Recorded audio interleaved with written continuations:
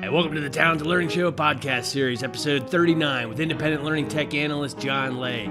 Today I interview Rimantas, Juknys, and Tomas Lionikas of Western Union's Global Account Training Program about their massive extended enterprise LMS deployment. You'll find more of our content at talentedlearning.com. Welcome back, listeners. On this show, I'm fortunate to interview the world's leading experts in extended enterprise learning solutions from both the vendor and the practitioner perspectives. Today, from the practitioner expert perspective, we're excited to have the leaders of Western Union's Global Agent Training Program team. Rimantas, Juknys, and Tomas Lionikas are manager and senior manager, respectively, of the Global Agent Training Program team. And they have been quietly growing one of the world's biggest and most successful deployments of partner and channel training there is. Working on their mission now for almost 10 years, the Global Agent Training Team now provides proprietary product and mandatory regulatory training tightly integrated into their global point of sales application to hundreds of thousands of partners worldwide, and there are hundreds of thousands of employees that are using Western Union products and services. Wow, that's quite a feat, and we're going to learn all about it. Rimantas, Tomas, welcome to the Talented Learning Show. Thanks for inviting us. First of all, into your podcast. It's really a huge opportunity, for us, to get a little bit, of exposure, and we are, super excited, to be here with you today. Yeah. Outstanding. Well, I couldn't be more thrilled to have you here because, as you know, as followers of the Talented Learning Show and everybody listening today, that we spend our life here trying to do some good, helping people in extended enterprise learning, learn best practices from experts around the world who live their life training external audiences and using learning and training as a competitive differentiator in their organization. So everybody listening here today has an interest of doing similar things to what Western Union is doing, but probably on a smaller scale, or almost always on a smaller scale, as it turns out. And that's why I'm so excited to talk to you today and get your expertise. Is extended enterprise deployments in general are a lot larger than employee department deployments of learning technology and learning management technology. But what you folks are doing is completely beyond the pale in terms of size and scope of probably what any of our listeners are doing. And it's going to be excited to hear about that. So for anybody that's on the line that may not have ever stood in line, short line at a Western Union for some saving grace from friends and family and relatives from around the world, perhaps you could tell a little bit about Western Union and what you guys do and a little bit about your history. It's just to set up, and then we'll dive into the training and learning technology aspects. So, Tomas, you want to take that? Tell us a little bit about Western Union. I'll try. Rimantas will complement, where I go south. So, yeah, our company is really kind of, I would say, big nowadays. It has always been big, quite big, from the employee perspective, and the coverage globally. I've been reading when I joined the company. We all employees received, a book which is history of Western Union. 160 years of things, that the company has been doing. And it all started with, a couple of telegraph companies joining together, and starting, to serve their customers. And how they evolved, how they, tried to get the telegraph lines through Siberia, how they launched the satellites and everything else. We land today with money transfer. The company profile has changed over those years, and it seems like, we are just, moving together where the market really needs, where there's a niche, for the customers, where there's demand for certain services. So Western Union currently covers, I would say, the whole globe, and we have around 500,000 of agent locations globally. So that's a really huge, I would say, thing to comprehend per se. And in every single location, what we call agent locations, is basically just, it can be, your local post office, it can be a kebab shop, it can be a local store, in your neighborhood, which are selling Western Union services. So every single one of them has a couple of people working there. We just, I'm also introducing a little bit, the terminology that we're using internally. So every single one who is working with Western Union services, we call them, well, sorry for that, but it's just not operators. Operators, yeah. So that is, how we, well, just the internal terminology, to speak so. But these are all people behind the counters, that we care about, that we want, to get the best, experience. And we want, the end customer who's actually coming in to send money or to pick up the money also to get the best possible experience, with Western Union services.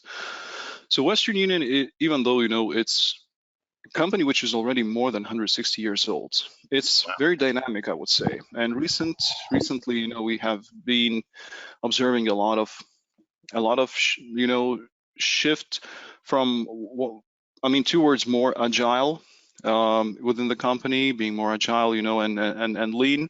So all of these things, that kind of say, these big companies are like behemoths. So I wouldn't say we are. It's very, very dynamic environment, very complex from the system perspective.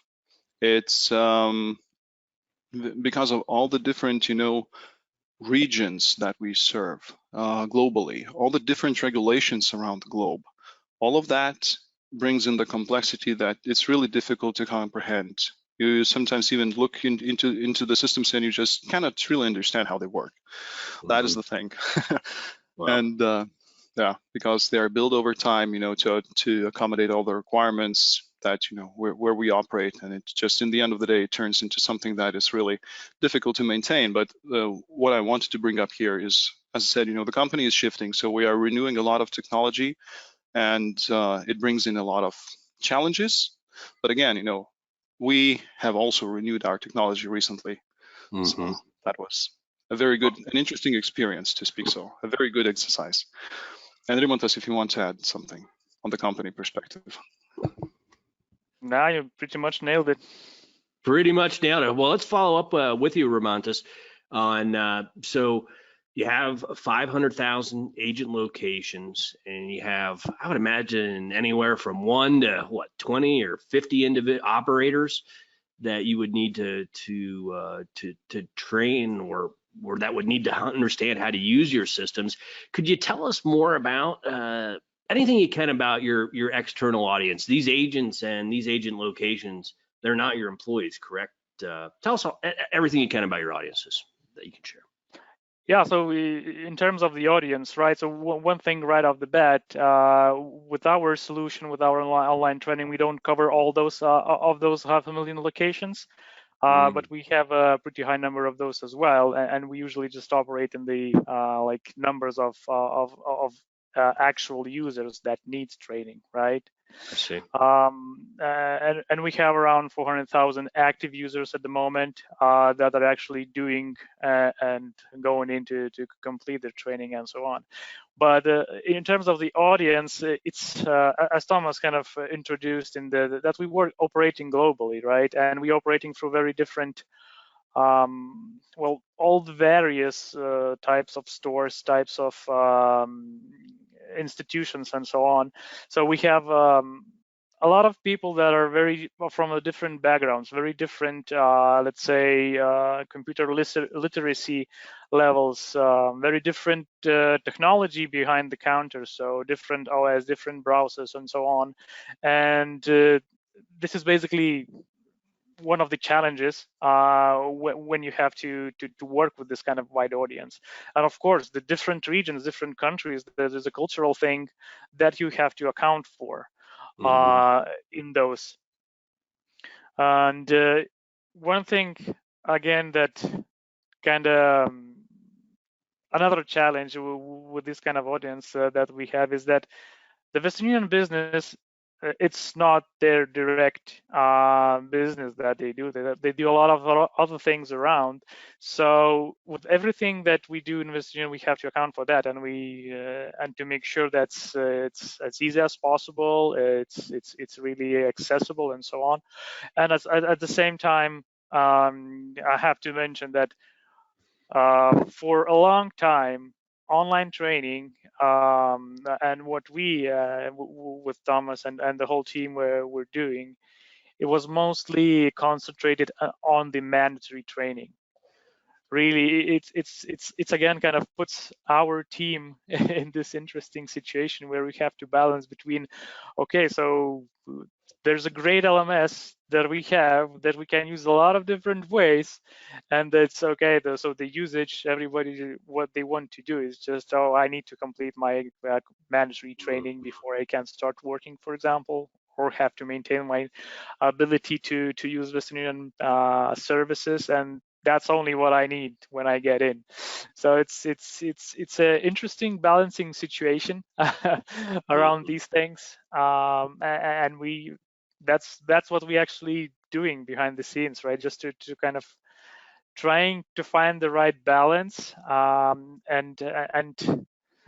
I guess once we get into the other topics, we can talk about more how we actually do it in that area. So in general audience, it's really wide. Yeah, that's really interesting that because of the scale and the diverseness of your audience, you can actually do less with your learning management system because your lowest common denominator across all of them is lower. That's an interesting perspective I haven't considered. So Tomas, tell me about the team when I reviewed your resumes, I had to make sure I was looking at the right resume on LinkedIn because you have common LMS administrator, senior administrator, training manager of the global training agent team in your backgrounds. And so I'd love to hear about just the team that's responsible for training and how that's organized in a global organization like this. Is it something that's centralized, or is it Tomases and Rimantases all around the world that are working on this? How does that all look? Well, John, one thing to note is, my LinkedIn profile has not been updated for years. it's a mess. I'm not using Facebook, not using LinkedIn extensively. So it's really whatever you found there, it's accurate, but it's very scarce. So you have more positions on top of that, I would imagine. No. It's just more skills. I just don't add them. Okay, and it's really good, you brought this thing up because, I was willing, to talk about this for sure, about the team itself. I mean, here you've got only two of us, right? To represent the whole team. Even though I started, in 2010 as the first in Lithuania, when Western Union opened the regional operating center in Vilnius 10 years ago. That was 2010. End of 2010, I joined the company. So I was the first one, to start, kind of working and basically to speak. So there were like 3 people globally working at that time on agent training on the LMS itself. So basically, these people were gone within a year. So we had to grow the team in Vilnius. I still had the manager in Denver, so we had to grow the team in Vilnius. And historically, it turned out, that the whole team today is located in Vilnius. So the thing is that I want to bring out here, I was able, during those years, I was able to hire, well, it was not purely my selection, but I would, have selected Rimantas for sure, even if it was my call, I would have, selected him because, he was the second one, to join us, my team. It was me and myself back in the day. So we had Rimantas, and then, we had other people joining us. And actually through those 10 years, we are settled with 8 people, great, talented people within, our team. I don't call it my team, it's our team, because everyone there is no, subordinate or direct report. We still have to do, the performance reviews and everything else because it's imposed by the company, but we treat everybody equal. Everybody has an equal voice, and the team itself is comprised of great individuals, I would say. Everybody is driven. That is the most important thing. Everybody is driven by what they do. They love what they do. It's not about working hours. Like I come in at 9, I go out at 5. It's like I need to get my stuff done. That's what I care about. If it's interesting for me, if it relates, to the customer experience, if it relates to something, that somebody is not satisfied with, I need to get this addressed. And that's what people care about, and I carry great pride in, every single one of them, that I have had, the chance to work with, in my team. And it's been a really, really great experience so far. Everybody, every single one of them have very, very diverse traits. Myself, I'm more a developer. Rimantas is more, I would say, he's more like a structured guy, who follows, like this needs to get done on time, Thomas, do it. and he's very good with the reporting. We've got other people who have very, very good insights, into some other things. So Rimantas can name a few, but it's really, an outstanding team to speak so. And this is the key. It has always been the key criteria in our success as we have moved, through those years, and with the company and with all the migrations of the systems that we have had. That's the biggest contributor, all the different traits, personalities that we have in there. So you get all these personality traits here contributing to the learning technology and learning content. So let's prune down a little bit into the learning technology. So how, I assume that you're using a learning management system as the best practice here to reach all these locations across the world. Is that correct? And it is it works. How we leverage the learning management system. We use TotalLearn as our platform nowadays, and it's a great system so far. Every single agent location that is Western Union location, well, not every single, but majority of them have Western Union branded point of sale, POS, point of sale, point of sale system. So we have integration with that system. There is, we have single sign-on from that system, from the POS into our learning management system. So what was brought up before by Rimantas, he was saying we have mandatory training. And that means that we're not, like LinkedIn training or Coursera or something else, like we are inviting people to do the training. No, we enforce this training because of compliance regulations, local regulations, that we have to adhere within the money transfer business. So that is our key driver. This is how we drive our, learners into our system. We force them. Shame on us, but we force them to do the training. So they get the message. Yeah, it is a good one. So they get a message in their POS that they have to do the training. It depends on scenario. Sometimes they have a grace period of, like a month or so. Sometimes it's instant.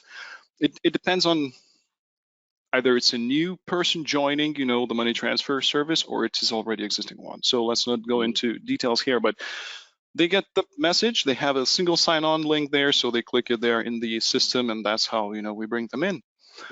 So, and the content itself is, it would be what then, since they only have a little bit of time and it's not their primary business, as Rimantas was talking about. So do you have like little videos, or is bandwidth a problem, or is it little modules? Tell me about the content. What's that look like? It's probably hard all around the world to get a equal piece of content. Oh yeah. So with the content side of things, videos is something that is in progress and kind of popping up bit by bit, because that mandatory training is actually something most related to compliance. So it's really hard to even tell what compliance is exactly, and it's really hard to kind of draw it into a video as well. So it's usually quite few pages of information that needs to be given to the users. So mostly our training content is SCORM based, so eLearning. And we have different teams that are producing this content, and we are actually the team that makes sure that this is published to the right audience at the right time, and these kind of things. On top of that, we of course have like a very sophisticated QA process to make sure we avoid any critical issues with that content. Together with SCORM packages, we also have these PDFs that are sometimes deployed in some cases. I mean, we don't consider it training on our side, but there's always a thing that you have to weigh the costs and the benefits of creating new stuff and doing new stuff. And one thing that actually changed when we migrated to the Totaras platform, we are actually able to start other types of tools within the LMS itself to our main audience outside the SCORMs, right? And we're transitioning this within the company bit by bit, trying to show it how it works, how it's way better than always using SCORMs and these kind of things. So it's still a journey, and we are in the middle of it. One thing to also mention, I mean, we're constantly working with those other teams that produce the content to kind of come up with the more or better user experience in these kind of things. Yeah, at this moment it's mostly SCORM, and I don't know how the industry looks like around us, but the SCORM is getting outdated, so it would be interesting to get new LMSs to support more standards than this one. Yeah, interesting. The nature of the SCORM packages, just real quick, is it more important that they just read this information and process it, or do they actually have to demonstrate some sort of competence? Are you worried about that assessment part of it, or is that not necessarily that important for you? Curious.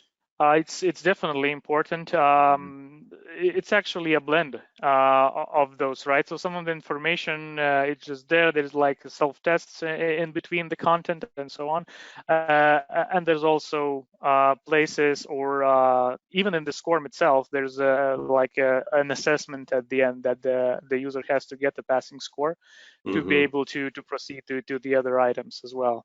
I see. So definitely knowledge evaluation, knowledge retention is one of the key priorities there. Interesting. What about, as I look at your implementation, what would keep me up at night is just the localization aspects. Can you comment on that, on how difficult or not difficult that is to manage the different localizations of the content and get them to the right audiences? Any insight or pitfalls or advice you want to share on that? Yeah, from LMS perspective, current LMS, total LMS, easy. I'll say you that. I mean, compared to how many we reviewed and how many we used, it's easy. The other part of the things, it's expensive because of the translations. I mean, I'm talking about the expenses in general, because you have a lot of different content around there, and you basically have to translate it into all those different languages, to meet the different countries' expectations. So in that area, that's the costs, right?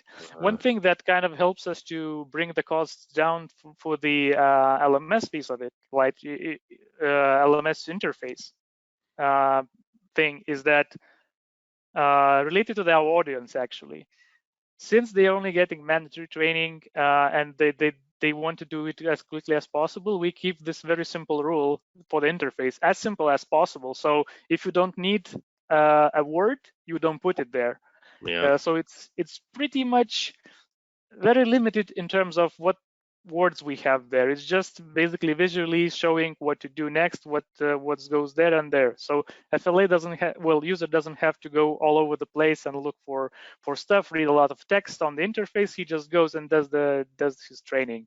And it's kind of made in the very simple order and very easy to understand what to click if you need to just do the training and gone. And they can always get back to our LMS at any point of time when they're doing the system, even they are not mandated, just to get more information, get more resources, or just redo the training if they want to. I see. And just a quick tactical question.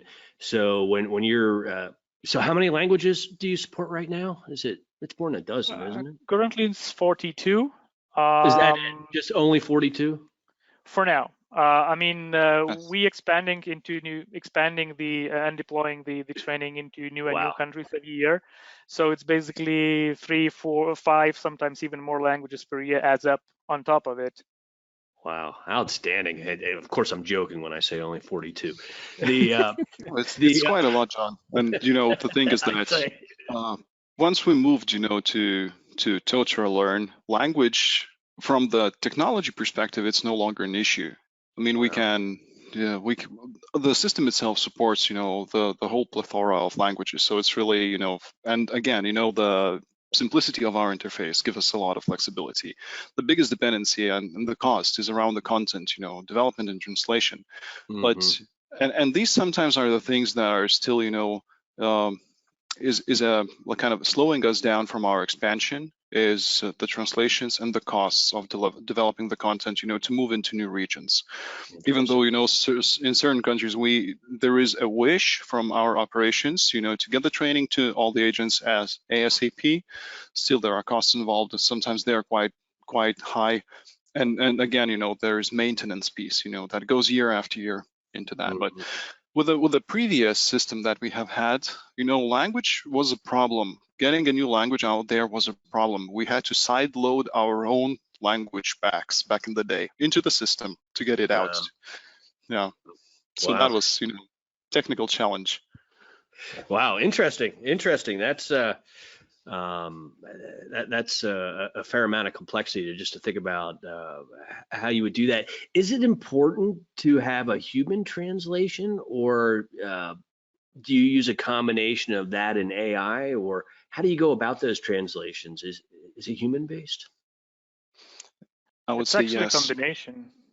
Combination. Yeah, it's combination. Once the translations are done based on the scripts and automated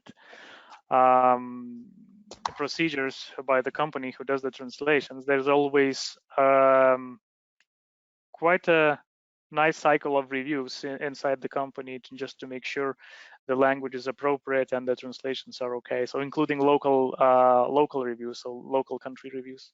My only regret about this podcast is I didn't make it 90 minutes long each episode because I've only just hit the tops of the questions I want to ask you today. But we are at the bottom of our time, and so I'd love to wrap it up with each Rimantas and then Tomas. Knowing that you have peers all around the world that are probably certainly a few years behind you. And lots of peers that are going through, technical transformations, with their learning management systems. I'd love to just ask one piece of advice from each of you. If you wish you knew something 3 years ago that you know now, but you didn't know 3 years ago, what would that be? What piece of advice would you give your peers around doing your job? I'll go with the 3 very simple advices from my side. First one is planning. Plan for failure as well as for success, because it actually planning for failure leads to success in a way. So that's my first advice. I mean, whatever project you're taking up related to the LMS, just plan those 2 ways: plan A, plan B. Simple as that. The other point, know your audience and always have the customer at the heart of what you're doing. Really helps to move along when you just, for example, thinking out from the backend perspective. Once you get into this customer shoes, how we call it internally, it moves things way smoother and on pace. And I would say, yeah, have a team. If you have a big LMS deployment, many users, team with a great diversity from different areas really helps. Although, I mean, in the first meetings when you meet like diverse people, it's really kind of, you feel confused about why everybody's thinking differently, and at the end, at the long run, it shows its potential. Outstanding. And Tomas? I would say, well, Rimantas was doing all the planning, in our migration and all the endeavor. Yeah, he was really on top of it. So really, I would say, a little bit compliment what he said about team. Team is the most critical thing, that you can ever think of in such a, migration, from one platform to another, and with such an audience, and when you have a switchover time of like 6 hours or so, well, planned. It extended to 18 or something, but yeah. So the thing is, very well tuned and diverse team. It cannot be a fresh team. I would say, the biggest, how to say, bliss was, that we were well tuned together. We knew each other's strengths, and initially, during all the planning phase and everything else, how we distributed the work was again, like a masterpiece. Because everybody was doing what they are interested in and what they're best at, what they have background in. So it was really, really everybody was performing at their top potential, even though 8 people only, everybody was contributing like a lot and really, really at top quality, contribution. One was working on, building out the concepts, how we want, to present it to the users. The others were working on the graphical design, and the others were working on some reporting. How do we bring in the data into the system? So the reports that we get, are they what we need in the end of the day? So all of these things are very, very important within the team dynamics. And the next thing also to add on top of this is, I would say, have someone to hold your hand during all of this.